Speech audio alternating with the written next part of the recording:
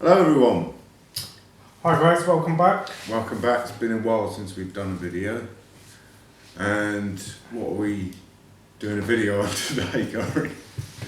Well, so we're going to do a psychological review of the film The Manchurian Candidate. Yes. And it's the original version from 1962, not the Denzel Washington remake from That's the right. 90s. That's right, and particularly we're going to be paying attention to the symbolism in the film. And in the context of a concept of Jung's called the Dragon Mother, sometimes called the Terrible Mother or the Devouring Mother. And as we go along, you'll see how this psychological concept is borne out by the film.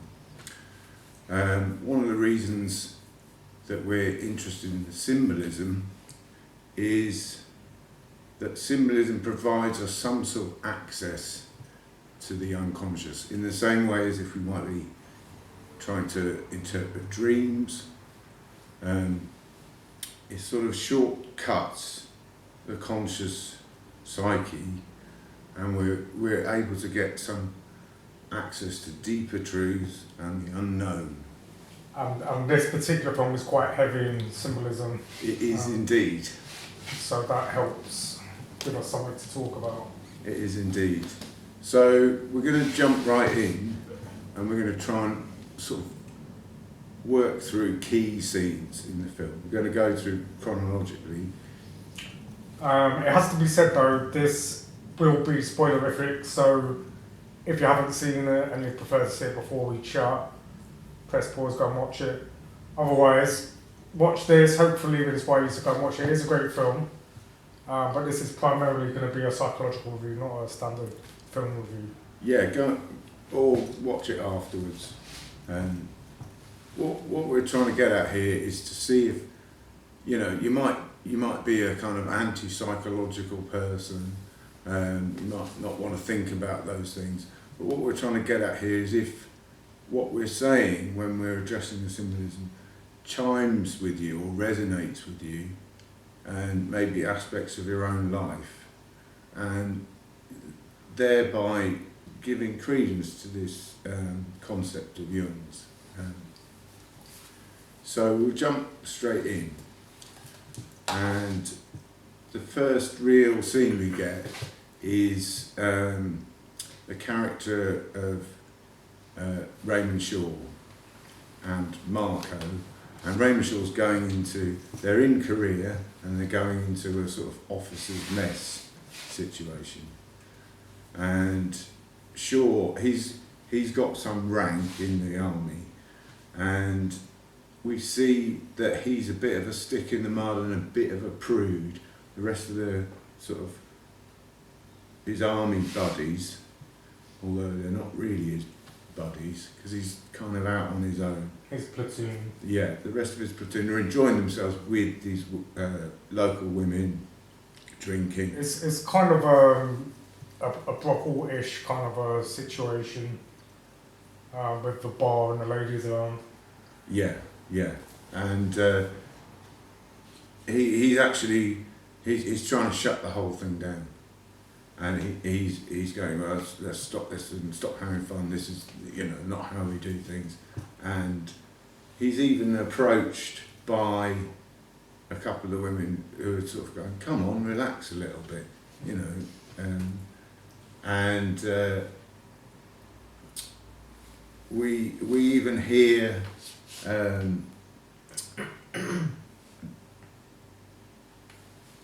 After he's tried to shut it down, we even hear one of his army friends say, "Oh, he hasn't got a woman at home either. He hasn't got a girl at home." Mm-hmm. So he's a lonely character, and his relationships don't tend to work out. And as we go along, we'll see how the influence of the mother is affecting his relationships.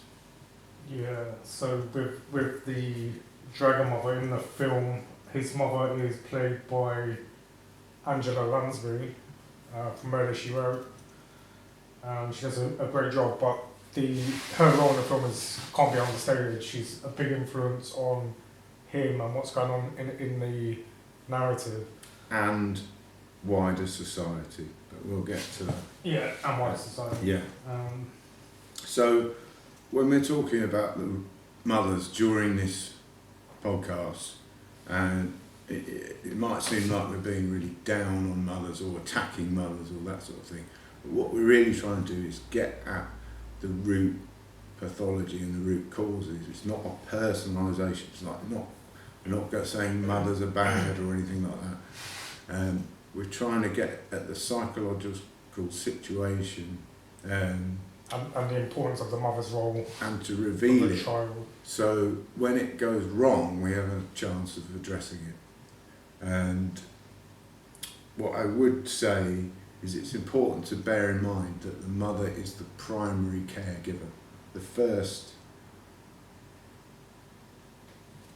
introduction of the child to the world. And there's a lot of power in that situation, and if that power is misused or goes awry, then it can have profound psychological implications, okay?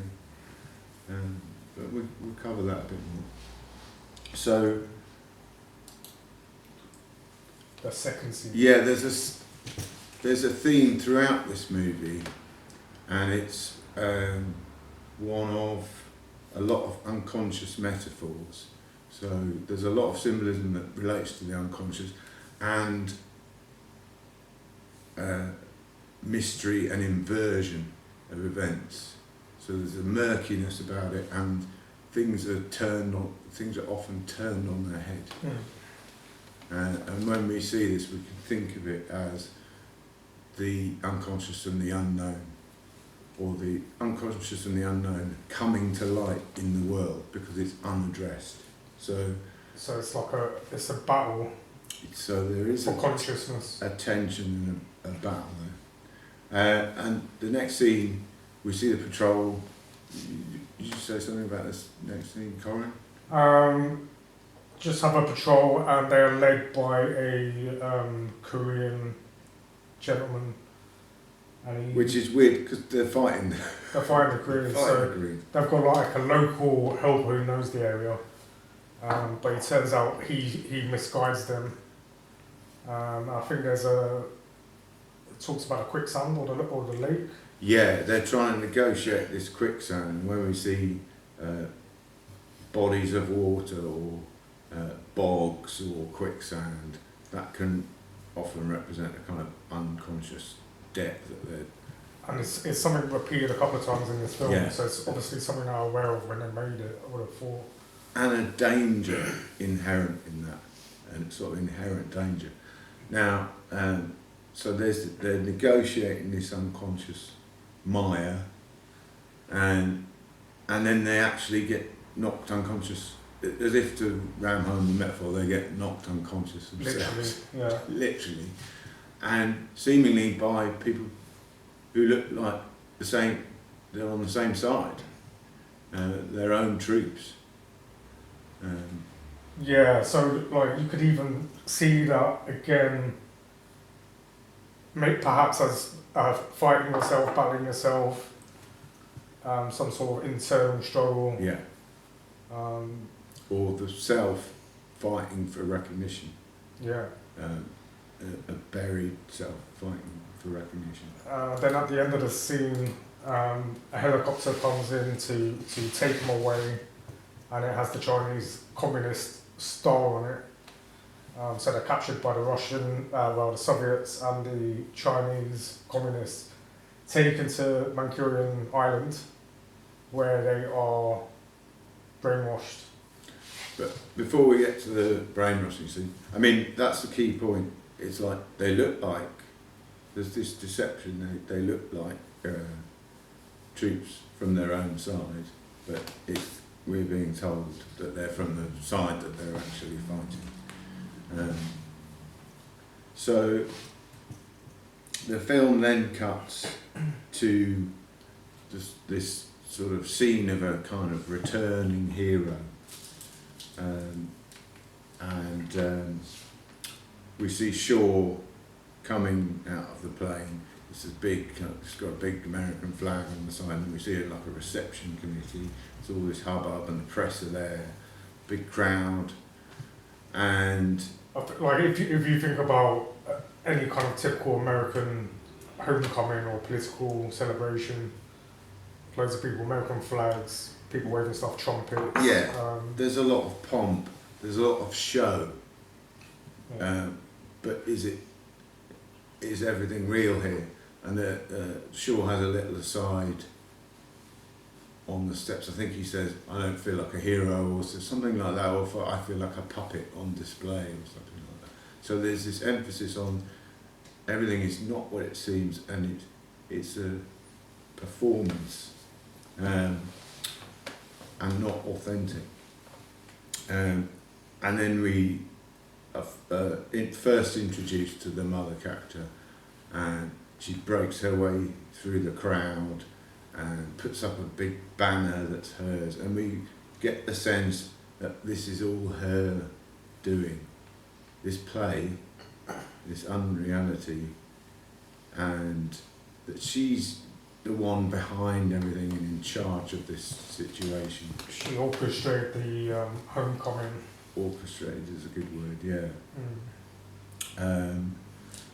So, and Shaw's not happy about this. You know, it's clear he's not happy about this. But can he do anything about it? So, and then they're sort of hustled away, and they end up sort of in this taxi, and we see the stepfather character is also a senator, I think, in the film, and we see how the Lansbury character addresses these two men. Yeah, so obviously you have two quite successful, powerful men. The stepdad who's a senator, the son who's just been awarded the Medal of Honor, which is the biggest honour you can get in the American Army. And she kind of talks to them both like little children. Yeah, there's supposed to be symbols of masculinity. She refers to them, I think, as boys. Boys. And there's this sort of way of speaking of this terrible mother character, which is often very performative and a kind of, look what I'm doing for you, I want nothing for myself. Yeah. And it appeals to sort of often appeals to a kind of greater authority that she's deriving power from. It's like, yeah, so she literally kind of invokes America, an American dream, and maybe even religion at that point. You should do this, not for me, but for God, country, for the betterment of the world, political party, betterment of the world. Sometimes even a kind of sanctified role of mother. Sometimes she'll even do this, for the mother, the big one. But I want nothing for myself. Yeah, I'm so humble. It's not for me. Yeah. Do what I say, but it's not for me. It's for the greater good. And we'll see this repeated in her behaviour. And they're both, extraordinary. They're both treated as boys. Yeah, and I guess the stepdad is initially quite quiet. So he's introduced slowly. He's kind of a fool character. Yeah. So a weak character. Yeah. So when we talk about the influence of the mother, in a traditional family unit with a strong dad, there's more balance. But when you have a weaker father figure or an absent father figure, then the influence of the mother's going to be even stronger. So whether she's doing right, whether she's doing wrong, it's going to have a much greater impact. And socialising that child to the world and allowing that child some more autonomy. So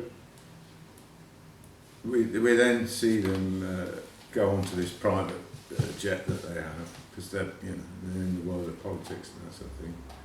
And one of the things I noticed there is just on the way into the plane, the mother figure points out the double bed to her son. Extraordinary thing there. So there's a little hint of the Oedipal there. It's just a very strange little aside. And we have the senator character So making drinks, pineapple? making drinks, but he's sort of like he's got a military hat on, but he looks like a sort of busboy or something, Yeah, I was about to say or that. a servant, A busboy, bartender. a barman, yeah. And we see Shaw trying to rebel and trying to separate and make something for himself. And he talks about getting this job at a newspaper, and this obviously needs to be immediately shut down by the Lansbury character. And again we get this evocation of these external threats, and she says, the terrible things, he's really... What's the top of a newspaper called? The publisher? I don't know. Editor. The terrible things he's written about Johnny, the husband. She's deflected. She's not going, I don't want you to do that because you'll get away from me and I won't be able to use my power. It's, you will hurt that person over there. Yeah. So there's this injunctive, it's, you will destroy this over there. You can't do that. Yeah. For moral reasons. Yeah. So she keeps trying to keep the control. Yeah. And this is one of the things about why, Devouring Mother is a good term, because that it's important to be slightly empathetic towards this mother figure, because this is an insatiable need for power. This is an unending need for power it can't be satiated, and this is power that mother feels they don't have in their life, because of their own relationship to their own mother. And she has a lack of a strong male partner to help her. And this can manifest in ending up being quite a powerful person because of that drive, but it's unending. It's unending if it's unaddressed, and it's very destructive. So next we're introduced to the character of Marco a bit more, and he's having these nightmares. Marco is played by the great Frank Sinatra. I mean, just wonderful in this film. He's a brilliant actor as well as a singer. He's a brilliant actor. He just has Frank Sinatra. And Lansbury's amazing as well. You know what? I love Lansbury in this film, and I hate Murder, She Wrote, and I hate her in Murder, She Wrote. Well, it's great to play the villain. I mean, but she's great as the mother in this, and the dragon mother.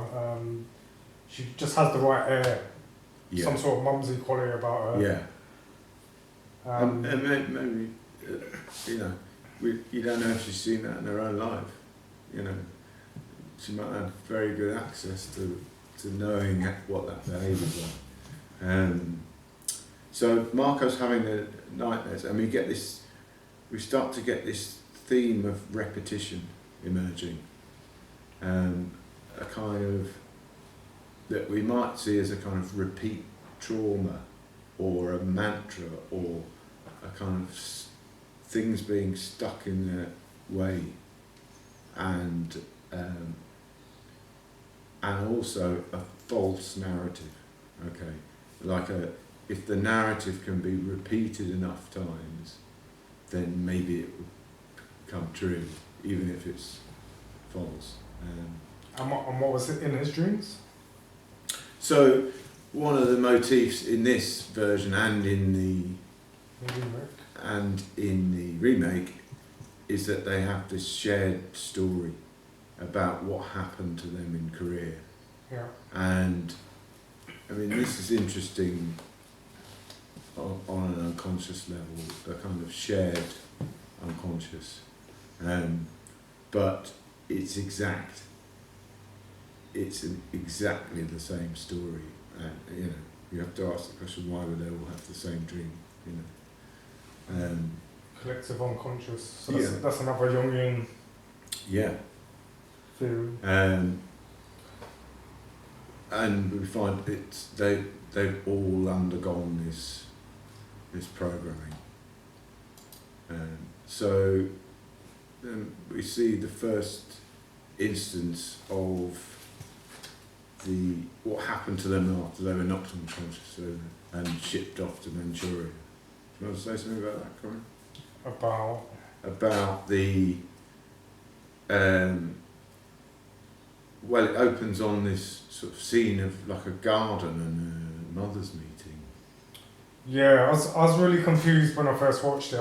I didn't really have a clue what was going on. So it switches between, it's like a quaint mother's meeting talking about hydrangeas, and then it would change slightly and there'd be like a Chinese army general, and then there'd be some soldiers, and it kept kind of switching between them. And I think the kind of the room changed, but only slightly.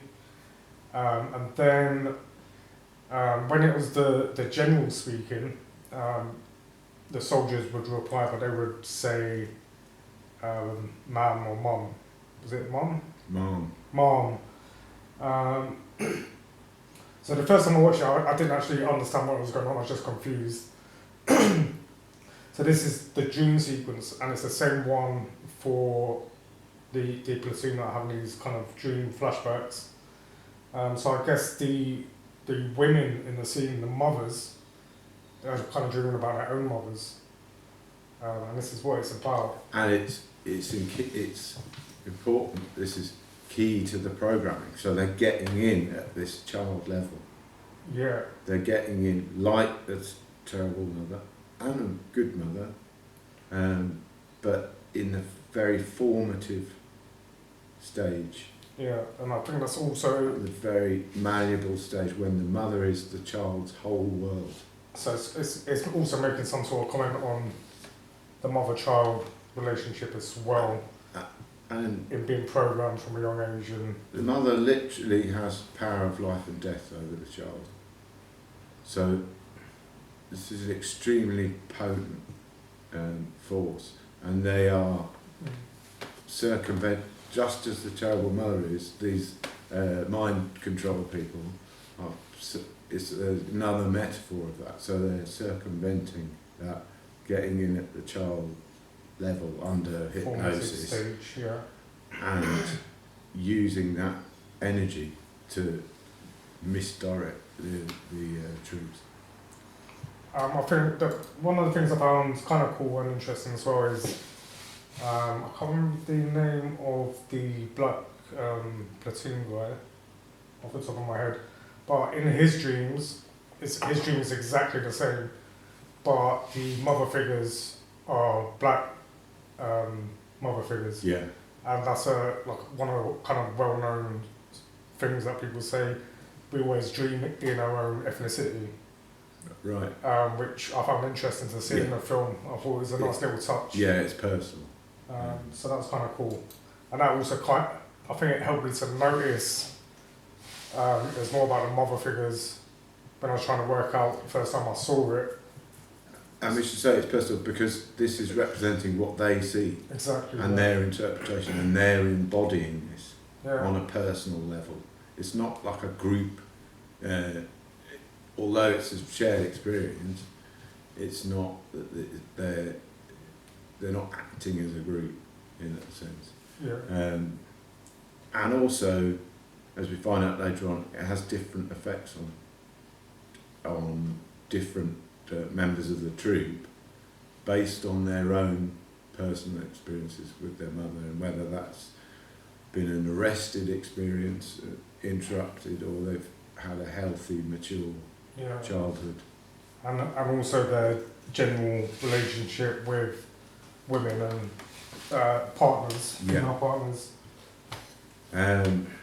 So we see the first image of, I mean, it's kind of imaginary, but we see the first image of Shaw shuffling.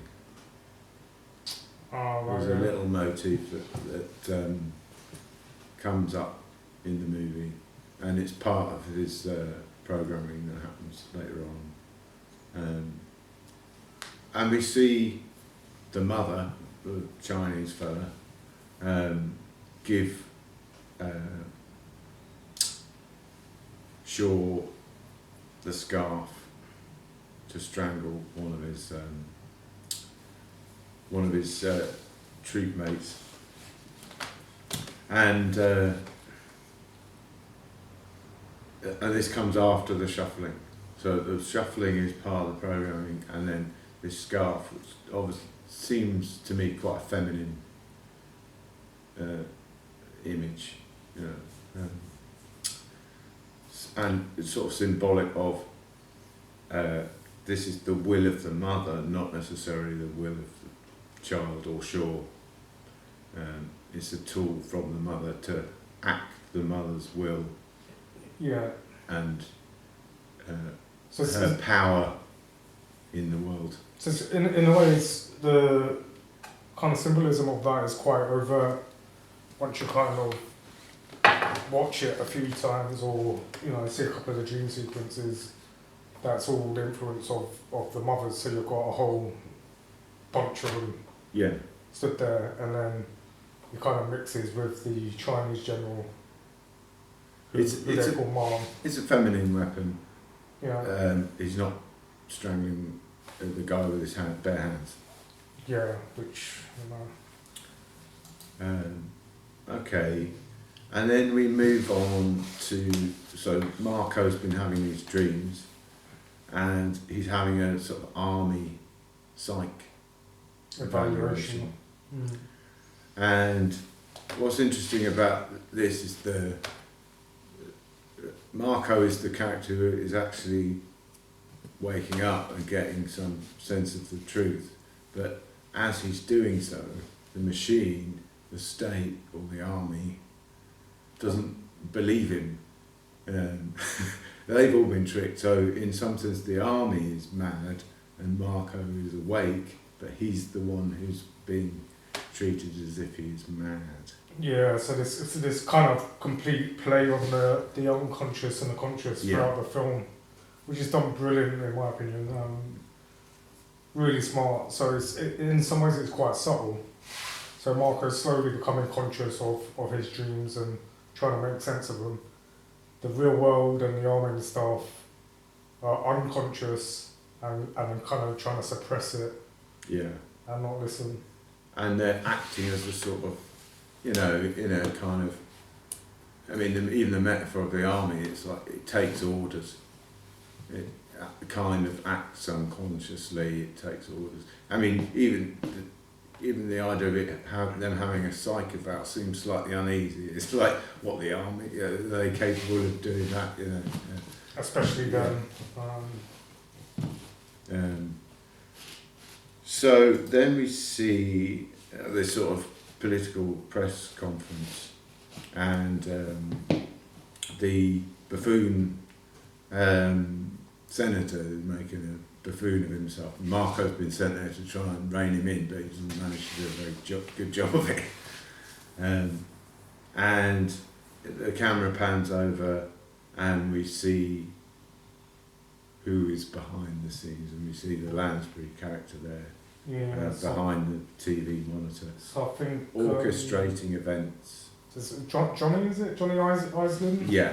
So the senator, I think he starts going on about there's 205 communists that I can name. It's obviously going to be a big thing in the press conference. So he's just dropped this kind of bomb, and Marco hasn't dealt with it. Then he goes backstage, and someone says, "How many was it?" And then he says a different number. Yeah, he doesn't. It doesn't really matter. He just made it up. He doesn't know. It's for show. It's for show and control. it really is for show because we find out, We find out is who's really working with the communists. So it's that kind of motif of, which we sometimes see, what we saw earlier on, where under the reign of the terrible mother, the strategy is to accuse others point in the other direction of what you're doing yourself, to mask what you're doing yourself. Yeah, so because it can't be addressed, because it's so terrible for the terrible mother, to go in and address that is so. It's better to just run riot in the world and create mayhem and chaos. Address herself. Yeah, just for the power, just for the illusion of power, even. Yeah. So Lansbury's controlling the senator, and I think they even allude to she's, high up in 10 different kind of charity organisations and all that kind of stuff that works in America for show. Which is another iteration of it, if this. It's like, in the absence of being able to care for the child, I will make protestations and shows of how much I care. About other stuff. So, yeah. I will look in this pseudo way like the perfect mother, perfectly in control, but perfectly in control, perfectly caring and loving. Yeah, all these badges, these symbols, rather than actual empathy for the child, actual empathy for herself as well.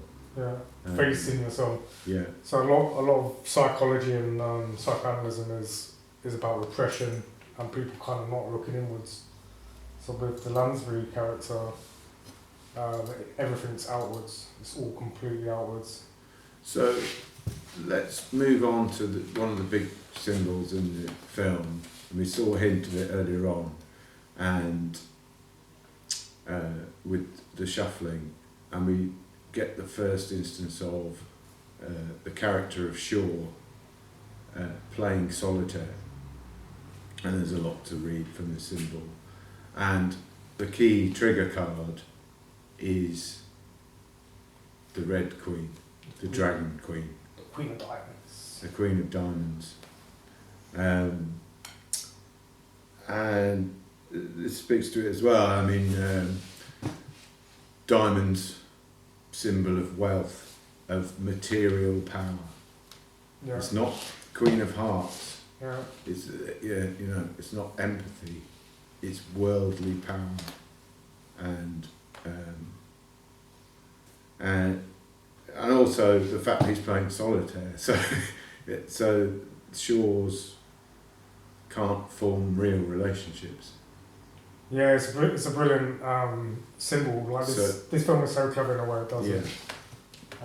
He's a solitary guy, can't really form relationships, and he's playing solitaire. And also the fact that this is working at a distance, so it's embodied in Shaw.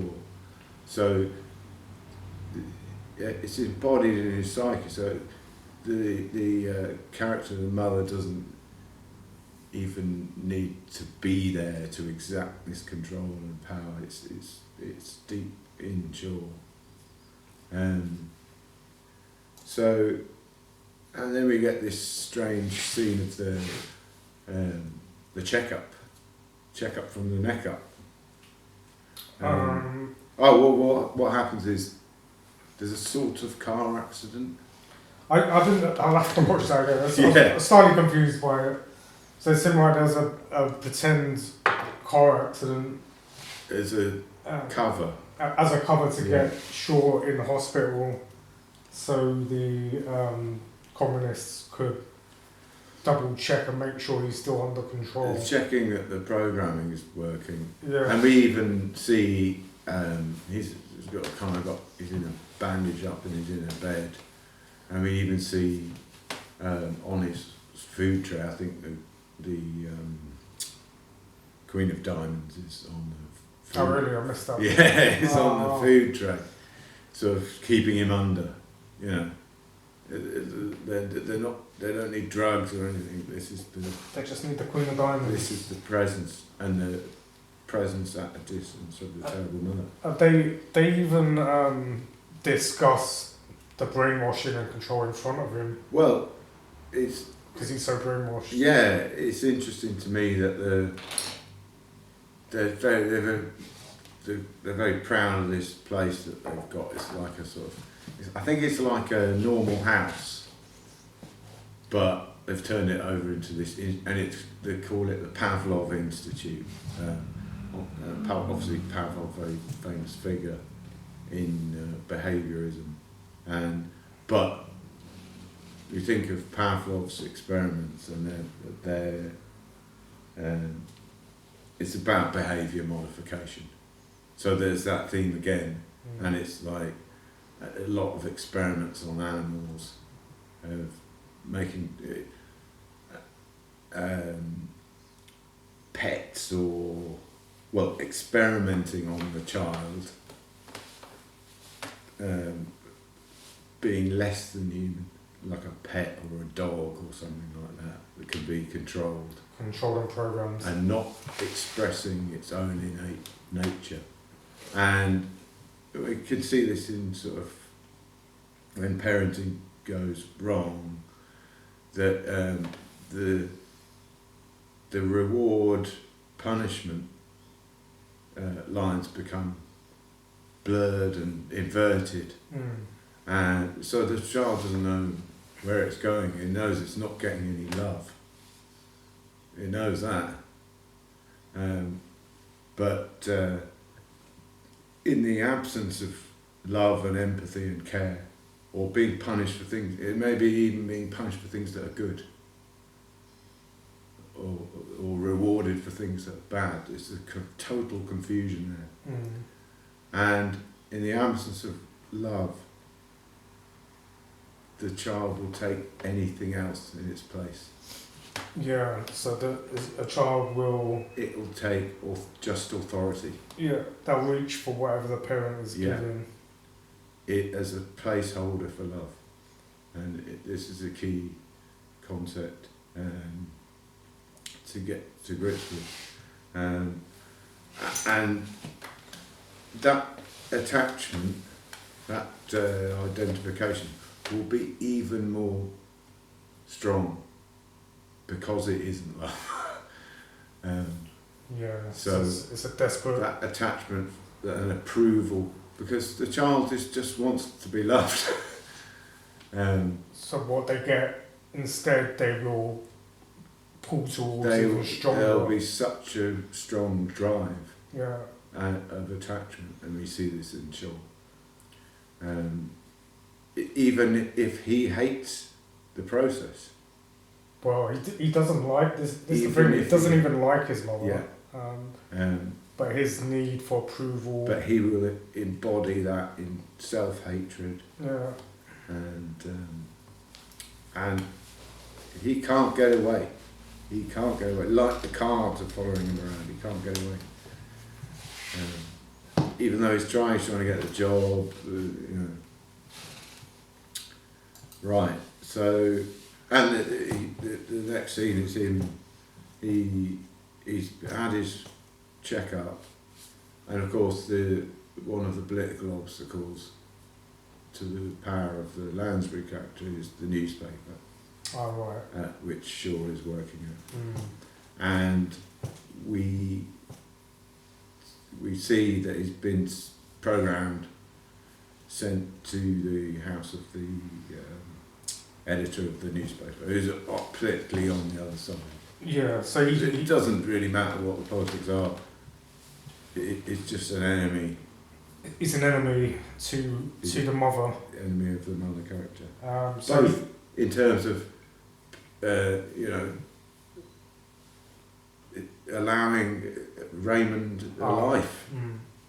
So politically, well, in terms of the power in the politics and her relationship with Raymond, so he's a threat to her power over him. And there's some interesting symbolism in this scene. We see he's in bed. So it's like 4 a.m, and Raymond literally just walks into his bedroom at 4 a.m. Yeah, he's in bed, and we see his bedside table is Chessboard. a chessboard there, Yeah. and you know, a symbol of there's this power play going on, and also it's another iteration of the Queen symbolism. The most powerful character on the chessboard. Yeah. Is the Queen. And this sort of black and white diamonism between the unconscious and the conscious. And we also, the newspaper guy, he's wearing women's clothes. Yeah. So with this hyper feminine, the feminine world of a mother is even reaching to this potential father figure of Shaw. Yeah, which we haven't really mentioned too much. So the newspaper editor is a figure Shaw looks up to, and he would be a positive and healthy male role model for him. And she's taken that away from him. For him to stand on his own 2 feet in the world. Yeah. And she doesn't want that. We should talk a little bit, while we're on it, we should talk a little bit about this. This is the role of the father. Yeah. And in the developmental stages of childhood, the role of the father is key. So we've said that the mother is the primary caregiver, but in order for the child to develop naturally and reach maturity, the influence of the father has to come in, both as a kind of showing the child the wider world. So we have the love of the mother, but that love of the mother has to extend to her letting go, and a slight death, a symbolic death, of which the father both supports the mother in that letting go, but also aids the child in seeing the wider world. So they're not permanently attached to the mother, so they can come and go to the mother. Yeah, so like in the more obvious kind of term, cutting off the apron strings kind of springs to mind. And if this is impeded, this process, we see it everywhere in the world. We've got single mothers, single parents, and breakups and weak fathers. Yeah. If this process is impeded, we end up with the kind of world we got now, where this sort of retarded, adolescent, infantilized world of children. We've got adult children walking around. In politics as well? Yeah.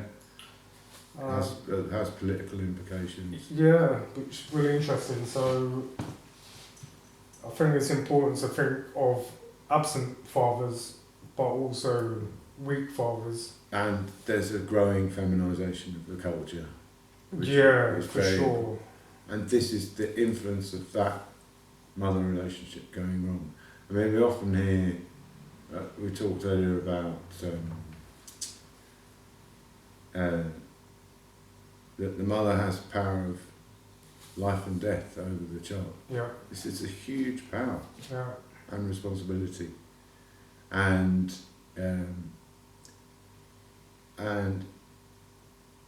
we often hear, like in the feminist world, they're screaming out for power. It's there. The power is there. That's the greatest power in the world. Influence on the children. And especially in that world, we'll see them almost reject motherhood as a topic outright. it's not on the table. It's we want nothing to do with it. We want nothing to do with men. It's there must be more. This devouring control. There must be more. Power is what we want. Well, there's all the power in the world there. There's all the power in the world there, and it comes from love and empathy. It doesn't come from shouting and screaming. Doesn't come from stamping your feet. Which seems to be the biggest kind of motif of the last couple of years. Yeah. Shouting, stamping your feet. No doubt, it's a problem, and we'll see some aspects of the positive masculine coming in as the story resolves itself. And we switch to the character of. Oh, I should say something about that. When we're saying masculine or feminine, we're not saying it. I think we might have said this before in other podcasts. We're not saying it in terms of genders in that sense, like a man or a woman. We're saying that human beings embody both these energies. Yeah. And it's important for those energies to be in balance for a healthy life. Yeah, it's all about a balance, and this is also what we're talking about with the mother-father relationship and the child relationship. So it's all about that balance. And the balance of femininity and masculinity. And the real version of these things, not a kind of pseudo performing clown version of these things. I want to be more masculine, I'll put a top hat on and grow a beard or it's not dressing up, this is something internal in the internal life and to be embodied, So we switched to the Marco and I forget the name. Eugenio? Yes, what's strange, he does ask her, he does quibble about her name, doesn't he, or something? She does. She does. I prefer to be called Rosie or something. So is this on the train? So they meet on the train? Yeah. I mean, even the train is this kind of, it's not a passive image, it's a kind of thrusting, moving, all these other people in this kind of soup of unconsciousness, and they're being direct, they don't have control over their own actions, and then there's this energetic train, which, by the way, they are both on. Both the Sinatra character and the Janet Leigh character, they're the active people, so they're embodying the masculine. Yeah, I think the way it's filmed as well, it kind of leaves you uncertain who she is. Kind of keeps you guessing, is she a secret agent or something? And she takes a bit of a lead, and we see the sort of flipping of what we've just said, we're talking about masculine and feminine roles, and some dynamism there as well. So they can be both. I mean, we're not talking about gender. Sinatra's not turning into a woman. But she takes the lead in terms of giving him her number. He's in trouble. Yeah. He's going through it, Sinatra. She's supportive and nurturing. He's sweating and scared. Yeah. And she's a bit scared, and but she's also being active. She likes him, and they get on.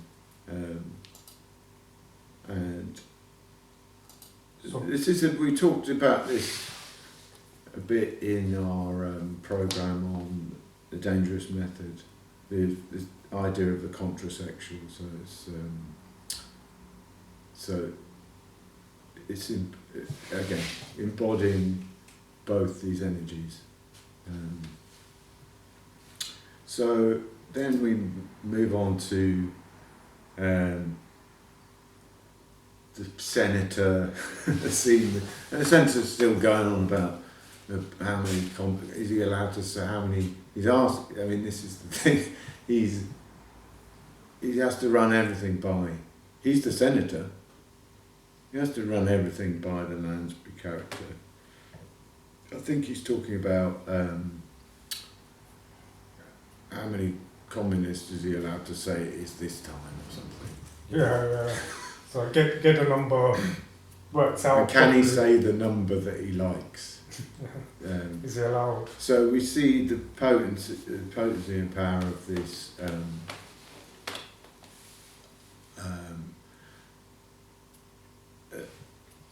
So then you kind of got the interest of Yeah. so you got the wife is the power behind the senator, one of the highest up positions in the country. And nothing wrong with power behind. No, That's right. nothing wrong with it. We're But not then knocking that. it kind of also gives us a thought of if all the politicians are a reflection of their parenting and their mother figure, the dragon mother, Yeah. and what unresolved issues there are in that, and these people are the guys in charge of us and in control of all sorts of stuff. Yeah. And really, what's in control is their background and their upbringing and stuff like that. Yeah. Which is usually unresolved for most people. Yeah. It's really taking a pause to think, why do these people want power and what might be at the root of it. So he needs this approval, he's supposed to be the husband. It's like he's like a boy. Mummy, can I say 100 instead of 172 or whatever it is? Yeah. And we see lots of symbols in this room setting. He's not dressed, he's in a dressing gown. And in a lot of the scenes with Lansbury, there are these sort of power figure portraits on the wall as well, which is quite interesting. I think it might be Lincoln in this one. So again, it's that derived power, this images of power rather than actual power. The film is quite top heavy with some of these overt images and symbols. Yeah, so she's calling him a little boy, and then he acts like a little boy, and we see him sit down and have his breakfast, and he gets out the bottle. Is this when he gets the ketchup? He gets the ketchup out. So he doesn't have the palate of a grown up. Yeah, still kid. And he's sort of, there's this spanking the bottom of Brilliant. the ketchup like a naughty boy. It's such like clever little subtle things in the film. Yeah. It's absolutely brilliant. Although I still use ketchup, so Yeah, we all like a bit of ketchup. yeah, Tommy Gay. In moderation. And then in the next scene, we see Marco actually engage in a fight. So it's probably in a masculine activity. And he's gone round to Shaw's place, and lo and behold, the guy working there is the Korean spy from the jungle. And so it's an interesting dynamic there. It's like, well, the Shaw characters invited him into the house and employed him. And Sinatra knows he's getting in touch with the unseen world, and he knows this guy's a spy. And he has a Does Marco know he's a spy? Is it just like he knows something's not right? Maybe. He knows this guy is wrong, there's a threat. So anyway, they have a fight, and he beats him up, basically. Anyway, you can't go breaking into people's houses and all that. So he ends up in the police station. In jail. And who turns up but the Rose, is it Rosie? Eugenia. Eugenie. And she's there in this supportive, feminine, active and supportive role to help Marco. And I think this is one of the things we're talking about with this kind of balance. So she's giving him a positive feminine balance. Yeah. And that kind of helps him to become more conscious and balance himself. Yeah. And I think she even says something, she makes a joke, oh, funny place for a first date or something like that. That's my dream woman. So, if you're out there. So that, and then we have a scene where Shaw, where Marco goes to see Shaw, and his room's all of a mess, and actually Shaw is looking through the papers on the ground, and we know that it's not Shaw, Marco's looking through the papers on the ground, and he finds the Medal of Honour. Which is an interesting symbol. If you look at it, it's kind of inverted pentagram symbol, and also Shaw, it's just chucked on the ground. Shaw is unheroic. He's not comfortable with this heroic role, and as you know, we need heroes and heroines in our lives, you know, and to aspire to something, and he can't embody this enough to win this struggle with his with the terrible mother, and they're starting to get along, these two, weirdly, and Shaw's. Did they have a drink? They sit down on Yeah. the Shaw starts to open up about the relationship with his mother. And he's having a drink and he's a little bit drunk, and this is like a sort of the kind of motif is like, this is him getting some access to his subconscious world. Yeah, and so Marco's kind of there himself in a bit of a spiral as well, isn't he? Trying to... But Marco represents somebody who can cope with this. Yeah. And does he? Is it this scene where he calls him? He kind of talks down to him slightly as a younger man in some ways. Yeah, despite their rank. Despite their rank, I think. Despite their rank. Yeah. So Marco quickly becomes the elder statesman and father figure in this relationship. Yeah, aiding Shaw into the world finally, you know.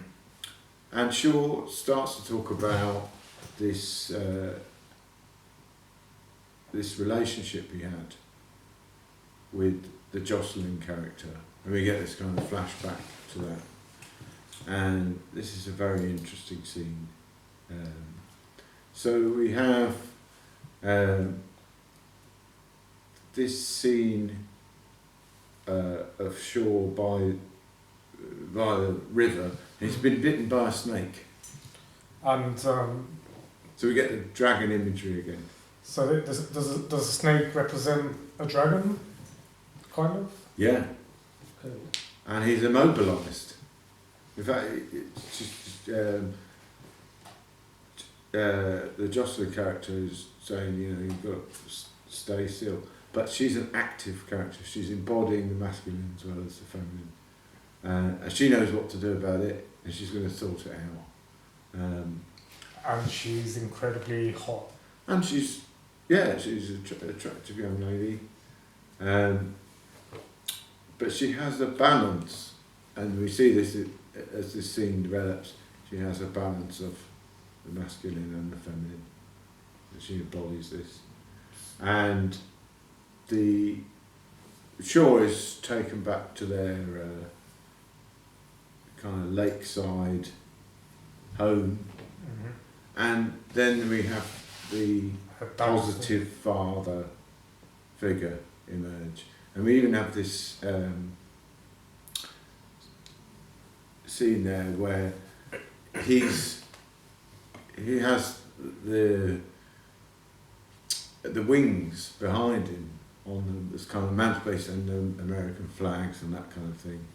And he's a nice guy, and he's there. They're going to take care of him. So he's a positive patriarchal figure. and does it kind of seems to go really well when they're getting on, and then Shaw makes a joke and says, "Can I marry your daughter?" yeah, straight away. He's in there. He's in there. Can't fault him. Yeah. And then there's like a pause. But it's funny because it's so desperate and quick and over and inflated. So it almost doesn't matter what the Jocelyn. He hasn't got to know the Jocelyn character. She just represents freedom. Yeah. And escape from the mother. this is why his relationships will tend to disaster, because he hasn't dealt with this relationship with his mother. So all the women that he encounters are this kind of inflated rescue figure. It's kind of overblown iterations again of the mother. It's like, well, I need to be saved. Yes. So even there's like a little pause when he says it, and then all three of them start laughing. Yeah, because they have a balanced view of things. We even have this scene where the father-daughter relationship. Jocelyn sat on the arm of the chair with his arm around. She's been shown the masculine world by her father in a healthy way. She's a balanced individual. He is as well. The father. The father is, yeah. And then we get to hear about this, the termination of this relationship, this bid for freedom. Oh, right, yeah. And it turns out that the mother the Lansbury character made sure his one chance at a proper relationship, she made him write a letter to break it off. So her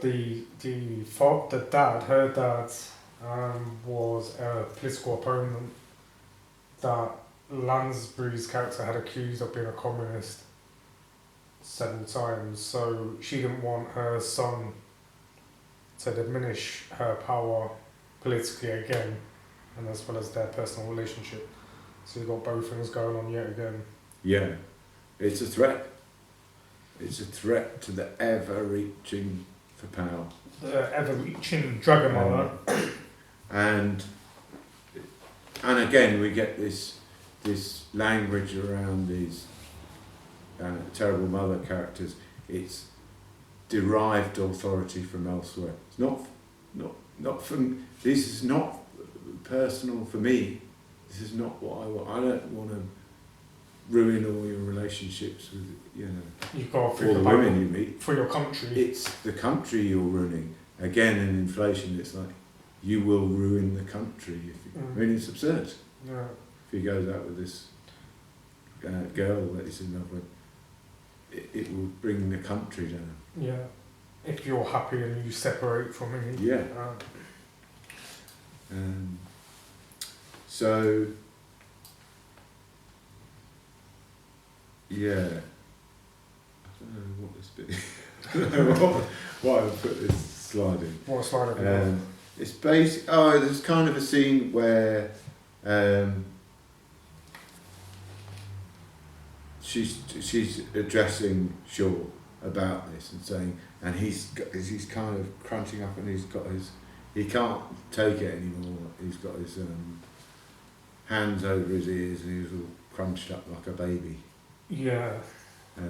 And there's this sort of, in the way that's framed as well on camera, it's a sort of voice on the shoulder, and I think that's representing the embodiment of these ideas in the superego of Shaw.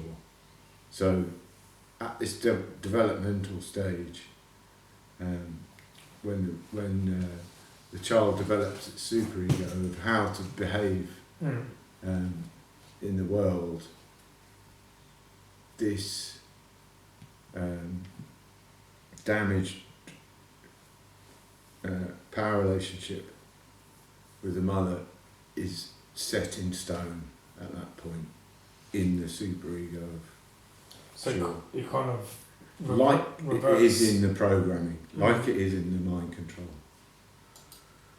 So we then move on to this. It's really another instance of this, of Shaw beyond the presence of the mother. Shaw is embodying this programming, and it's quite a good illustration of that because it's not even one of the plots. He's in a bar, and one of the characters in the bar mentions solitaire, and the programming kicks in anyway. Yeah, it's one of my favourite scenes actually. Yeah. I'm not sure why. I think just because it's kind of subtle or cute. There's something cute about it. Yeah. So he goes in the bar, someone mentions solitaire, so then he asks for a game of cards, for a pack of cards. And then he does it himself, so lays out the cards, and then when the queen arrives, he's back into the brainwashed zone. This is important. That this is Shaw's perspective, and he's stuck with it. It's his perspective on the world. It doesn't even matter if the mother's there. Every situation that he's going to be in his life is going to be coloured by how that relationship went wrong. Yeah, how he's been programmed or whatever the influences are. So, and Marco is witnessing this. He's the aware one. He's the balanced one. He's a witnessing the absurdity of this as well. And one of the people in the bar says something like, "Go jump in a lake." Yeah. So this is what Shaw does. He takes it as an order. Doesn't matter if he's going to drown. He has no self. He has no self-awareness. It hasn't been developed in him. So immediately he's put himself in danger and just jumped in the lake on instruction. I think it's brilliant, and the kind of thoughts of being pre-programmed by your parents, your mother, and not really being fully in control of things you think you're doing for yourself. Yeah, because it's not been addressed by her. Really powerful. And I haven't read been addressed by him. I'd love to read the book. If anyone out has read the book, I'd love to hear what you thought of it, because certainly in the film it seems very conscious of all this stuff. Yeah, so then we get a scene with Marco, I think he's the army psychiatrist, and they suddenly he's been taken seriously. Like enough events have occurred, and so they're kind of like psychic detectives. In this sort of role of detective, so they're trying to uncover this thing with the cards. That this is maybe have they been programmed, and what are the triggers, which is psychiatric work. This is the nature of psychiatry and work on the self, and it sort of embodies Marco gaining autonomy and gaining control over these subconscious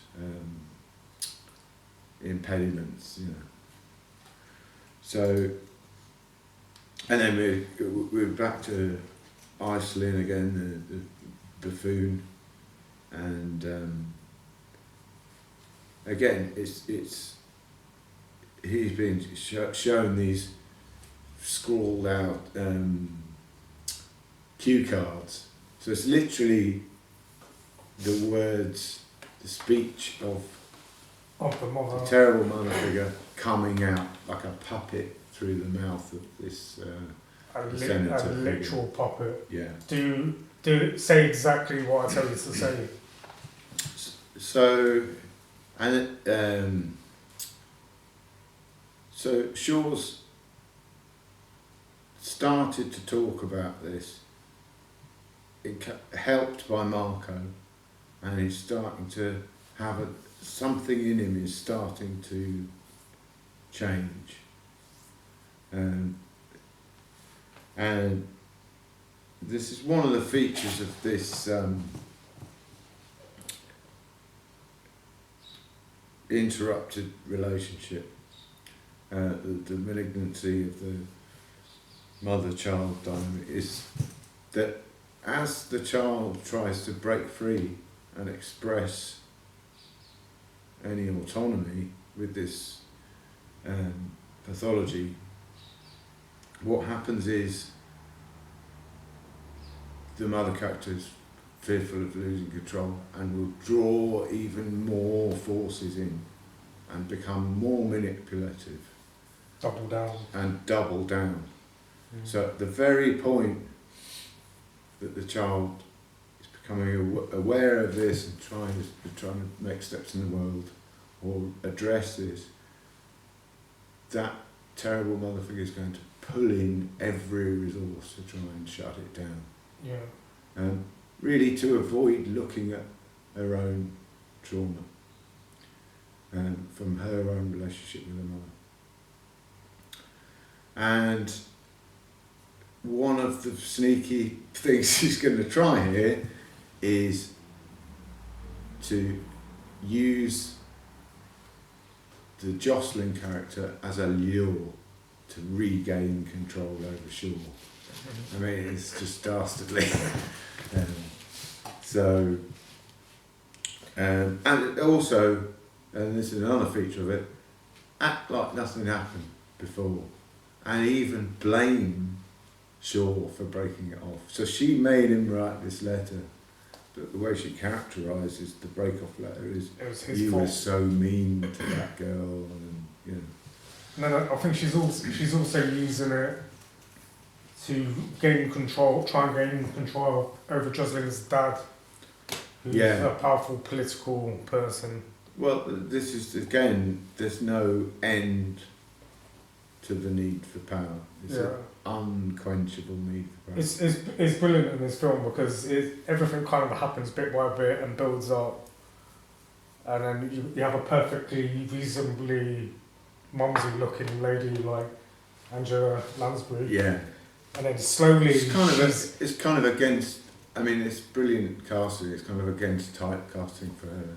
It always seems to be good in movies. I love it in films when they do that. She's like a perfectly pleasant looking mum, and she just very slowly, this never ending power where she literally wants the power of America. Yeah. Her son and the country. It's just this endless thirst. And so there's an enticement for the senator.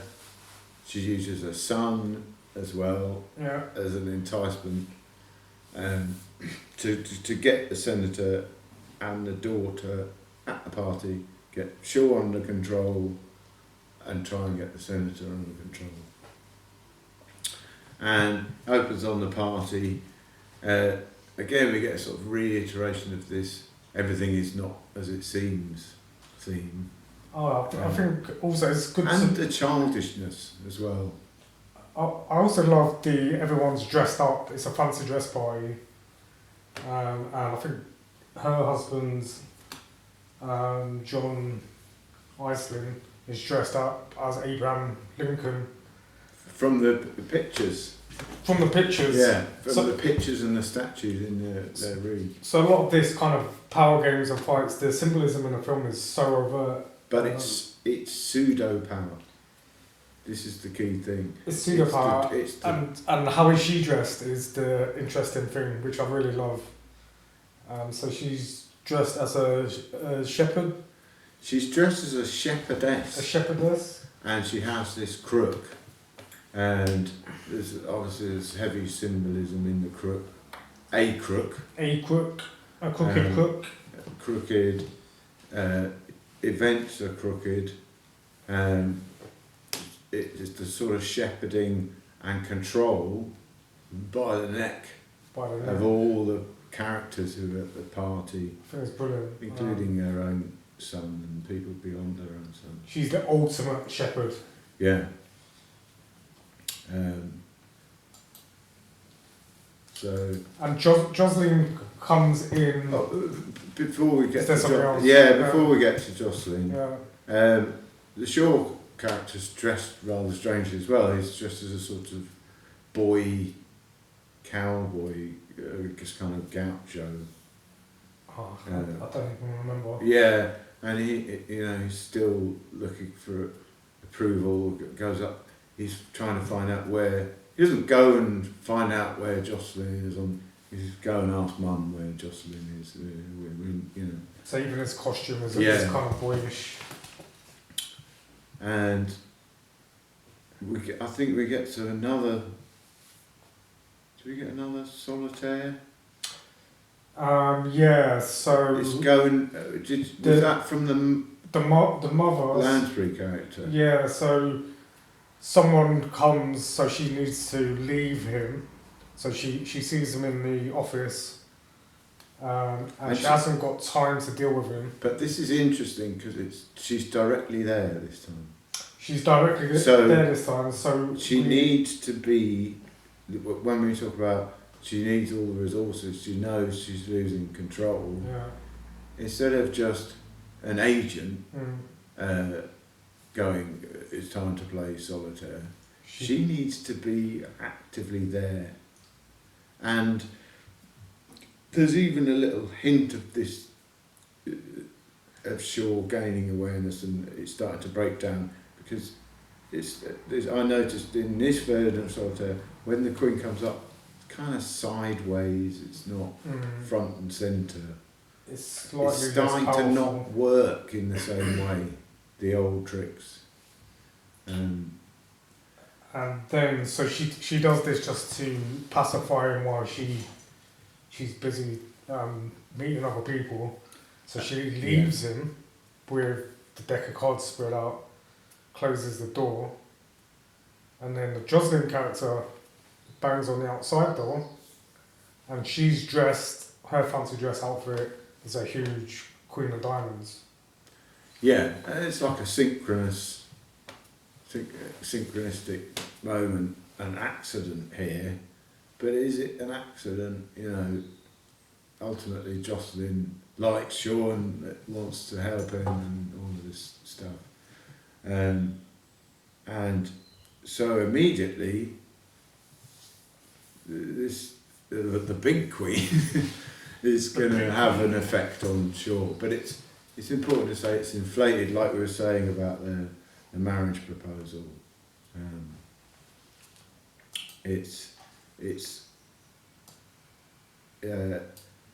Shaw is just going to race at this blind with all that he can get. I love it. I think it's brilliant. And they suddenly they get instantly they're married, and he's hyper excited, manic almost. Yeah, and he's going, I'm free. Everything's fine now. Let's just gloss over all that. I can just completely lose myself in this new love, but it's not real. Yeah, it's a little touch of sexism in there somewhere as well, because he's like run along to the freezer and get some drinks, and he's like pats her on the bum. Well, you could say he's asserting some masculinity which he hasn't done up until that point. Yeah. So he's suddenly gained some sense of masculinity. But it's still a pseudo masculinity. Yeah. And there's a little aside with the Marco character and Jocelyn, and you can tell that Marco's concerned about this because he knows what a real relationship looks like, and this ain't it. And then it's clear that Jocelyn, who's also a balanced character, also knows that Shaw's not right. It's not completely right, yeah. And I think she even says, I can heal him. So there's a desire to help Shaw there, but they know they're up against it. And And then we get to find out what the programming is really all about from the last set of programming. And then we discover, you know, he's been sent to basically kill his new family. So he's literally just got married, Yeah. and then his orders are to kill them both. The programming is kill the wholesome father and The love of his life. the love of his life. And it's quite well shot, this bit, I think. I mean, he shoots them. It's well shot. I think the remake is slightly better in this scene, and probably only this scene. But in the original, he goes in, he has a gun, and I think the dad's like, "What are you doing?" And then he just kind of shoots him. And Do you make anything out of the milk? no, no. Okay. What, yourself? Is there I something don't know. you It's like? like for me, it's the father has a balance of the masculine. We don't see Jocelyn's mother, No. but he has a balance of the masculine and the feminine that's sort of holding that milk to his chest, you know. And then we get this. I just think it's a great framed shot where Shaw is bent down over the body of the senator, and then Jocelyn's coming running in, and he shoots from there, and we see that because we see that relationship between all three. All three are in shot in some way, and they're being shot. And we also, I noticed there's this checkerboard motif on the floor. Oh, I missed that. So they're part of the chess game of the mother. Of the terrible mother. I think that's, out of all of it, that's kind of the most brutal. So It's cold, isn't it? He's just married this woman who he loves. Yeah. And that is a great male role model. Yeah. And it's almost like we see the real horrific coldness and lack of empathy, and there was something pseudo about this relationship that he had with Jocelyn. It's not enough to break through. It's not enough to break through the programming. Break the spell. And then we get to what is enough, or what's we're Shaw ends up overlooking the conference hall, and we see what basically events are running up to. So he's in a hotel room or something like that? Yeah, over the road from the conference centre. And Marco, he's talked to the psychiatrist guy. They've hit on the fact that the cards are the triggers. Yeah, so he turns up with a pack of cards of his own. Yeah. And every single card is a Queen of Diamonds. Yeah. It's rather, and he shows him the trick. He exposes the unconscious. Yeah, and kind of brings Shaw back to reality. And is attempting to deprogram him. A bit like, when are you going to have enough of this? That you do something, that you act. So he basically tries to reprogram him or defeat the program by having 52 queens. A little bit like what happened with the Jocelyn character in the big. And the big queen, yeah. So it's outdoing it. Yeah. And then what's the next scene after that? The next scene with his mother. is upping the ante. Let's use a card motif metaphor. We see that the Lansbury character has acquired. Remember, we said she needs more ammunition. She's losing control, so she as needs Shaw more. is moving away, she needs to bring everything in Yeah, to shut that down. yeah. Every trick in the trade that she has. Yeah, and she's got the big Queen from Jocelyn's dress. Ah, so that's still there in the background. Yeah, and this is the final programming. And again, she's there. She's present. She's right up in his face because it won't work otherwise. And I guess as a viewer, you obviously know he's just had the 52 cards from Marco, but in this scene you've got the giant queen again. Yeah. So then you're uncertain of who's going to win out. And the actual dragon mother is there having to do. A natural queen, yeah. Having to stoop and do the programming and do the dirty work herself.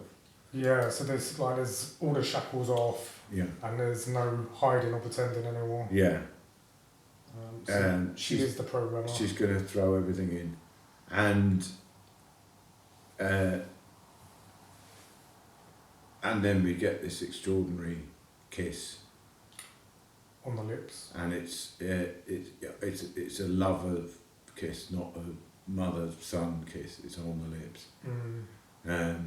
So this is throwing up the Oedipal stage,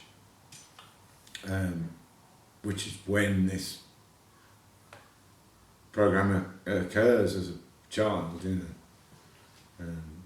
Yeah, so she's hanging on. Yeah. And this is like her last throw of the dice. And so, Shaw, the next time we see Shaw, he's in the building of the conference centre. He's in the rafters. So he's been programmed by his mum to kill the president nomination. Yeah, the rival. The rival. So then the senator. I think the senator's going for vice president. So then if the future president is killed, he can become the president. Yeah. Which means she will be the ultimate power. And it's very dark. He's up in the roof. Often this is a symbol of,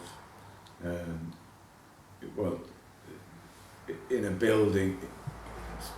In a building, the body, the roof space is the mind, and of course, his disguise. He's dressed as a priest. So again, we get this solitaire metaphor, the celibacy. Yeah, virginal, pure. The rules, and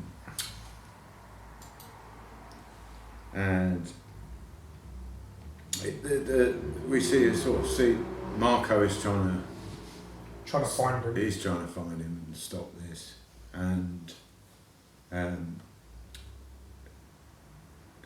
we get this pandemonium again, a bit like the party scene. The people at the conference centre are wild and acting like children and just running amok. Yeah, so kind of reflects that first scene of his homecoming. Yeah. You've got this all kind of all-consuming American thing with and the it's flags show. and stuff. It's display. And it kind of reads as like, what's reality? It's again the same sort of thing. What's reality? What's fake? What's the subconscious? Yeah, it's the sort of puppetry of the political world, and Marco doesn't quite get to shore before he takes aim, but he takes aim at the centre, and he's supposed to shoot him at there's a cue. Yeah, and the cue's good. So, and what's great about the cue is actually the Lansbury character that wrote the speech for the president nomination. And I believe, do you have it written down? I can't remember what the key words are before. But there's certainly something about sacrificing your life before your country. I think that might have been one of the key Oh yeah, kind of yeah. phrases. The phrase that he's supposed to shoot on is "my life before liberty." My life before liberty. This goes down amazingly with the crowd, of course, but my life before liberty? And that's when he's What's supposed the point to... of liberty if you don't have a life? And this reflects what's happened to Shaw. Yeah, so and- he's just about to shoot him on that. I mean, I think the centre is called Centre Arthur, so we have a kind of king archetype Oh, I see. and a father, you know, the wise king. And just at the moment he's ready to shoot, he shifts the end of the gun. And first he kills the weak father and then the dragon mother. Yeah, so I guess up until that moment you're not quite sure which side of the programming is going to win. Or if he's going to break free. And then as Shaw bursts in, he's rather interestingly, he's got his Medal of Honour with him, which he replaces round his neck. But it's kind of, as we know from earlier, it's really a show. It's really hollow. It's a fake honour. Yeah, it's a fake honour. Has he really won that fight with the Dragon Mother finally? Well, he doesn't, because he takes himself out. He shoots himself. He shoots himself, and that's his only recourse to escaping her, Yeah. even after her death, Yeah, which is quite deep. yeah. Um, So, what can we say about that? What we can say is that is really the seriousness of, you know, of the fight. If you can't undergo, he ends up dead. It's an exaggeration, a dramatic exaggeration for the movie, but this is the seriousness of the unconscious forces at work here, and they can have very damaging consequences for people.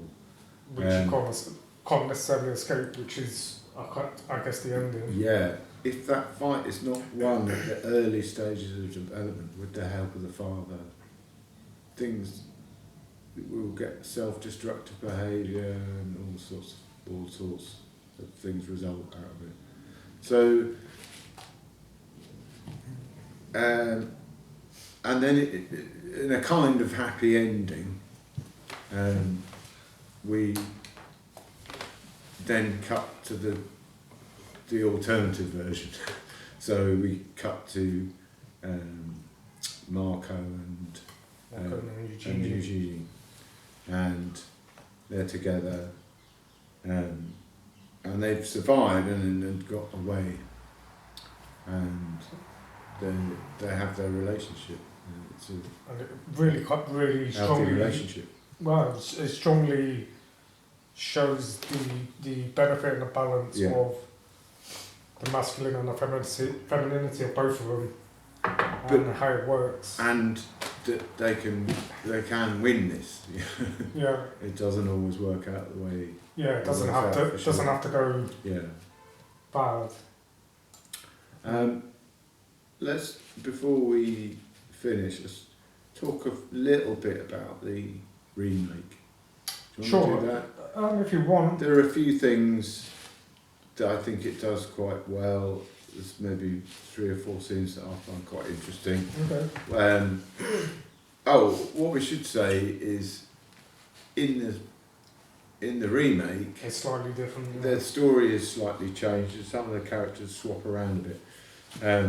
So Shaw is the senator in the remake, isn't he? Yeah, Yeah. he's the senator or the potential president figure. And Denzel Washington is Marco. Denzel Washington is Marco. So you've got 2 great actors playing Marco, Sinatra and then Denzel. Yeah. and we've got Meryl Streep playing the mother character. Yeah. And I mean, they're all amazing in it. It has to be said, it's a very entertaining film, but it's maybe a bit lighter on the symbolism and a bit more heavy on the drama, I suppose. Yeah, they've kind of modernised it slightly. The symbolism in the first one's so overt in places, so they tone that down. It's a bit more slick, shall we say. It's more modern, it's a bit more slick. I prefer the original. Me too. The remake is more kind of consumer friendly to a wider audience, I'd say. Yeah. I'll just say a couple of words about some of this. Yeah. There's a brilliant, when we were talking about there's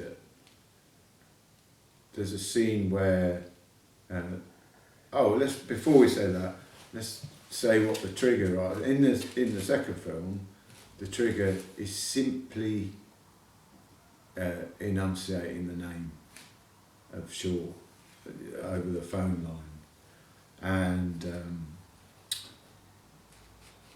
it's they've added a middle name, so it's Raymond Shaw, Raymond Prentice Shaw, and apprentice is quite an interesting word there, like apprentice.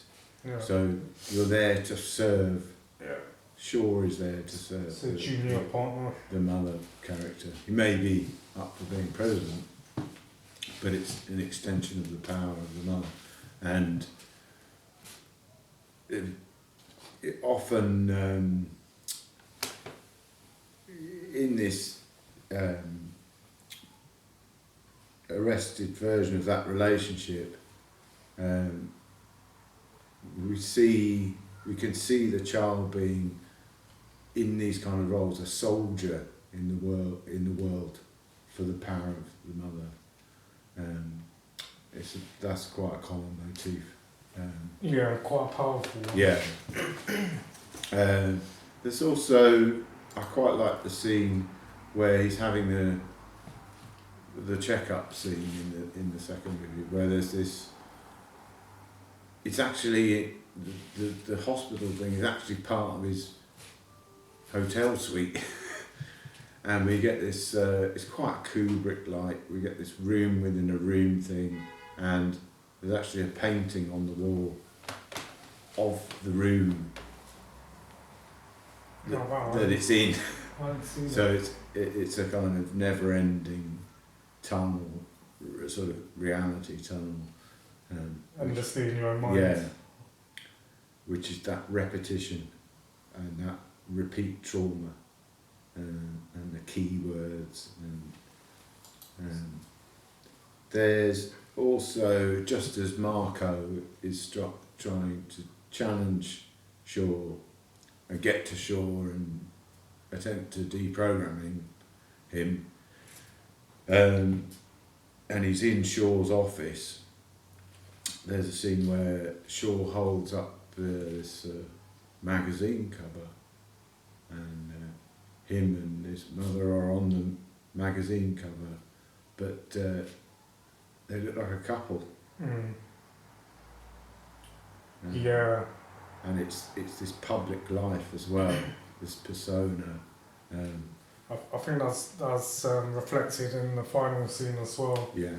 So at the Congress, I think they have the other nomination or the other person dancing with their partner romantically, and then who's Shaw got? He's only got his mum. Yeah. So he's dancing with his mother. I would say, if you go and watch the first one, why not? Watch them both and compare them. I think because things that it will throw up. There's all sorts of things, imagery we probably missed during this, and it may throw up something personally for you, which you might find useful. Something to think about. So, and also I quite like the end scenes of the second film, where the Marco character is with the Eugenie character in the second film, and they're at this to actually revisit the site Yeah. of the torture and the programming. The Manchurian Island. In reality, Mm. in the rational light of day, and he's talking about the Marco characters saying something like that he just wanted to get to the water, and then we see him walk towards this water, and as we said earlier, water is often a kind of symbol of the unconscious, and which is used in both films. Yeah. I think in the second one I prefer the scene where Shaw murders the wife and dad, because they're at their lakeside house, and he's killing the dad in the lake. So you have this return of the motif of the lake and literally drowning him, and then she comes out afterwards. And I think even just watching as an audience member, it's more dramatic. There seems to be a bit more going on. So I prefer that in the second one. And the surface of the water acts as this kind of liminal divide, and there's this flipping as well where Shaw is in this unconscious state, but he's drowning the consciousness of the father and the daughter, and the people that he loves, because he can't address his own unconscious. That's why I think both films are pretty brilliant. There's a couple of little subtle things that you might miss unless you're really kind of thinking about it. Yeah. That you can connect with the subconscious. And I like the way the second movie ends when he goes up to the water and the sea is very calm, and I think he puts some symbolic items in the shallow tide there. He puts the medal on there. Yeah. And the photo of the platoon. And so he's uncovered this unconscious world, and he's putting it to rest, having brought it to life. Put it to sea. So, I think we can maybe, unless there's anything more you want to add, I think we can maybe leave it there. Yeah, I think leave it there. I'll just say both films are definitely worth watching, and worth watching in a kind of psychological perspective. Yeah. And have a look at the symbolism and stuff like that. See if you can see any other symbolism that comes up for you, and see if this resonates. You know, see if this resonates in your own life. Yeah. So I think, you know, neither of us are experts, but we'd like to think, we like to read, and if, you know, anyone gets something out of this, makes you think a bit. Yeah. That'd be pretty cool. Yeah, we hope to do some more of these. Yeah, we'll do a few of these. I don't know what next. Okay then. Bye for now. We'll be back. Bye for now. Take care. Thanks for watching.